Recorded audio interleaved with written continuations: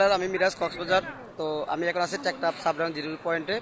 দেখতেছেন আপনার Sabrang zero point টেকনাফের সেই জায়গাটা আছি। এখানে যেগুলো আপনার জিও ব্যাগ দেখতেছেন, আসলে এগুলো সব বাংলাদেশ সরকার সেনাবাহিনীর আন্ডারে কোটি কোটি টাকা খরচ করে এখানে জিও ব্যাগগুলো দেওয়া হয়েছে মূলত মেরিন ড্রাইভ রুটটাকে রক্ষা করার জন্য। তো এটা সরকারের অনেক বড় একটা উদ্যোগ যে মেরিন ড্রাইভ রুটটাকে রক্ষা করার জন্য যে জিও ব্যাগগুলো দেওয়া হয়েছে কোটি কোটি টাকা। তো আসলে এখানে কিছু ব্লক দেওয়া হয়েছে, ব্লকগুলো খুবই সুন্দর, অনেক টাকা খরচ হয়েছে বাংলাদেশ সরকারের।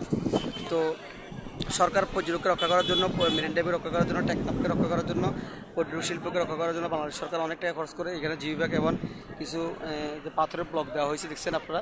তো এখন ভাটা চলতেছে, জোয়ার সময় হলে আপনারা দেখতে এখানে কীরকম পানি থাকে। পানি এখানে চলে আসে রাতের সময়, রাত থেকে পানি চলে আসে, পানি এখানে ধাক্কা মারে।